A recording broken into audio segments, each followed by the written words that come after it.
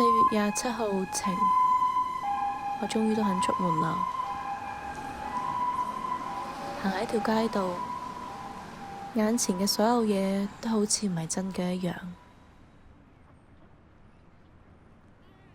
喂，未瞓啊？就嚟考試㗎啦。我唔敢出門，日日同室友喺間屋度踎。放心啦，係佢會帶壞我多啲。北京嗰邊點啊？